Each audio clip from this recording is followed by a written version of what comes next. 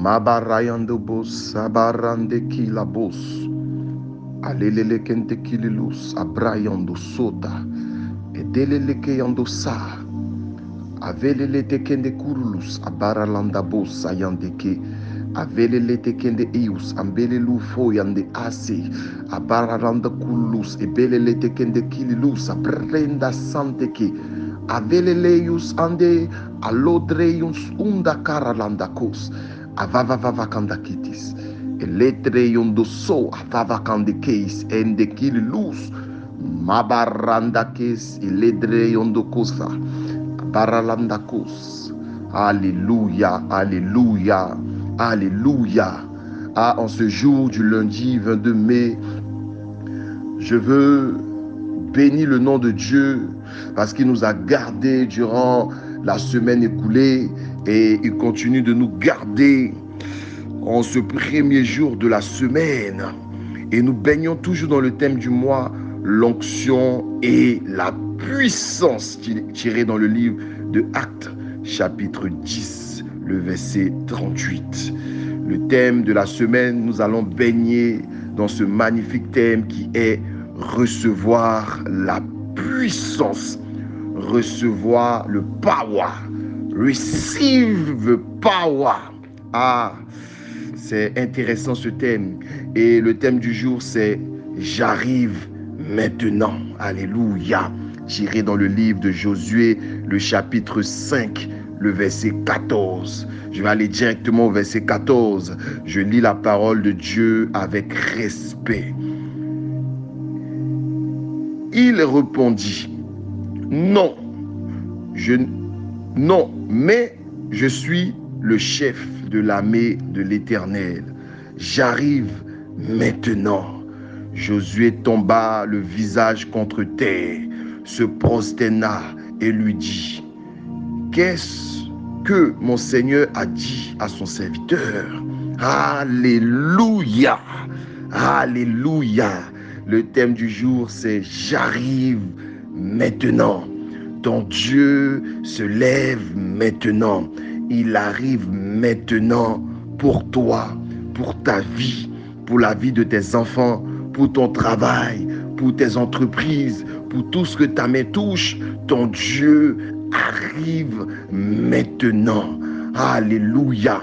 Lorsque nous voyons le peuple d'Israël sauvé de la main de Pharaon en Égypte avec Moïse, nous voyons comment le peuple d'Israël s'est détourné de Dieu malgré les prodiges, malgré les miracles, malgré les 10 plaies qui ont été frappées, qui ont frappé le peuple de l'Égypte.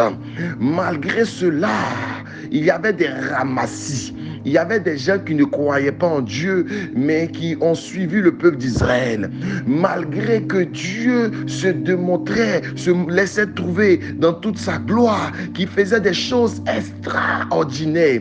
Ils arrivaient à manger de la manne, ils arrivaient à manger de la caille, ils voyaient la nuée en journée, ils voyaient le feu dévorant la nuit, mais il y avait toujours des incrédules. Et Dieu dit à Moïse, d'abord toi Moïse, tu ne vas pas rentrer à Canaan, mais ce peuple qui est avec toi, qui devait traverser le désert en 40 jours, qui a été prolongé en 40 ans dans le désert. Il dit ce peuple aussi ne verra pas Canaan, car c'est un peuple que je jugerai dans ma colère, qui s'est détourné de ma voix. Ce sont les enfants de ce peuple-là qui vont rentrer. Et Josué, qui a cette lourde tâche d'acheminer, de conduire le peuple d'Israël, arrivé à un certain moment, ils sont découragés, ils sont sans force. La Bible déclare que oui, les eaux ont séché, ils étaient là. Même les autres peuples regardaient le peuple d'Israël dans la consternation, dans le découragement. C'est quoi ce peuple perdu? Ce peuple-là est égaré parce qu'ils n'ont plus de ligne de conduite. Ce que Dieu les avait dit au préalable, ils n'ont pas vu ces choses s'accomplir parce qu'ils ont marché dans leur propre voie, parce qu'ils se sont détournés de la voie de Dieu, de la face de Dieu. Donc, toute la première génération est morte. Et ce sont des enfants qui n'ont pas vu comment les choses ont commencé. Ils se sont retrouvés dans le désert. Des fils qui sont nés des pères, des fils qui sont nés des mères, qui n'ont pas vu comment Dieu a délivré le peuple d'Israël. Ils se sont retrouvés dans le désert.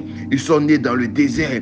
Et Josué a ses lourdes tâches de les accompagner vers la terre promise. Mais ce qui est intéressant, pendant que les gens sont découragés, pendant que les gens se disent qu'il n'y a plus d'espoir, alléluia, l'Éternel se révèle à Josué et il est dit, voilà comment j'ai fait alliance avec vous. J'ai fait alliance avec Abraham. J'ai demandé à Abraham à 70 ans de se circoncire et Abraham s'est circoncis. Il est rentré dans une nouvelle alliance. Il a coupé le prépuce de son sexe et avec le sang, il est rentré dans une alliance avec moi.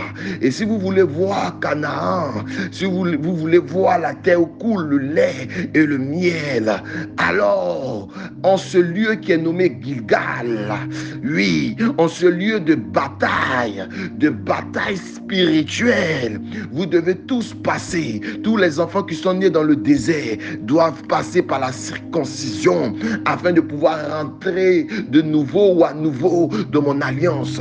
Josué obéit à la voix de l'Éternel. Il fait passer tous les enfants mâles par la circoncision, par la douleur, par ce passage. Il est initié ou il est réconcilié à la voix de Dieu. Maintenant que les choses sont faites, maintenant qu'ils sont aptes, Dieu dit, j'enlève l'opprobre de vos pères sur vous. J'enlève le péché de vos pères sur vous. J'enlève l'iniquité de vos pères sur vous. Mavarayan de sekelebo andeki lilos abelele de kandabo salayan de ki abelele kendukuru sandabo sayata. Bien-aimé, pour pouvoir rentrer dans une dimension forte de puissance, on ne peut passer par la repentance. Pour pouvoir rentrer dans une dimension de puissance, il dit d'abord, nul ne vient à moi sans que mon esprit l'attire.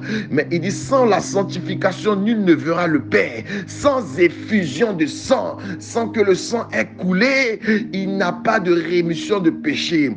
Et la manière dont, oui, les enfants d'Israël pouvaient s'aligner dans l'ordre de Dieu, selon, oui, ce que Dieu avait prescrit à Moïse, il a fallu qu'ils puissent s'aligner, il a fallu qu'ils puissent être circoncis. Lorsqu'ils ont été circoncis, lorsqu'ils sont rentrés, lorsqu'ils se sont réalignés dans l'ordre que Dieu avait donné à Moïse, selon l'ordre d'Aaron, alléluia, il y a une chose extraordinaire qui s'est passée.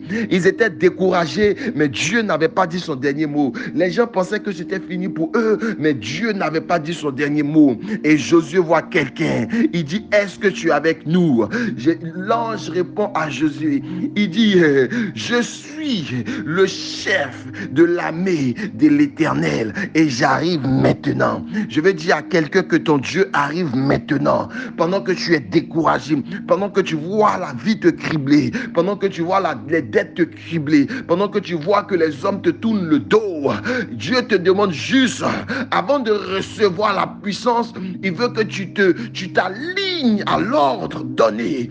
Oh, pendant que tu t'alignes en cette semaine de jeûne, cette semaine de rencontre de Dieu, cette semaine où on va chercher Dieu dans le rocher, où on rentre dans le rocher, où on se dépouille dans le rocher, où on donne toute la gloire à Dieu, je te dis que tu vas croiser l'ange de ta destinée qui va t'aligner dans les choses, qui te sont promises. Oui, le diable a tenté, lui, de faire des choses pour te décourager. Le diable a tenté de toucher à ton cœur, de toucher à ta chair, de toucher à ton sang, de toucher à tes finances. Mais en ce premier jour de la semaine, pendant que nous sommes dans ce temps de jeûne, pendant que nous sommes dans cette semaine spirituelle, Dieu va t'envoyer quelqu'un.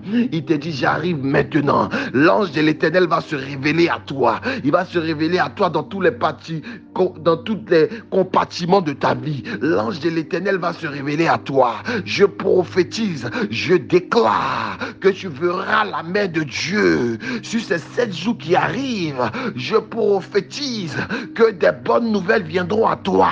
Je prophétise pendant que Josué était exténué, il était fatigué, il a vu l'ange de Dieu se présenter à lui. Il a dit, est-ce que tu es avec nous? L'ange dit, moi je suis toujours à mon poste, mais moi je te préviens que je suis le chef de l'armée de l'Éternel et je viens avec mon épée pour vous montrer la voie. Je viens avec mon épée pour vous frayer un chemin. Je viens avec mon épée pour vous apporter la réponse de Dieu. Je déclare que cette semaine sera pour toi, Église, une semaine de puissance, une semaine de révélation. Tu vas voir la puissance de Dieu se manifester dans ta vie. Quelqu'un dit 3 fois Amen et ces paroles se réalisent, s'accomplissent et s'attachent à tous les compartiments de sa vie.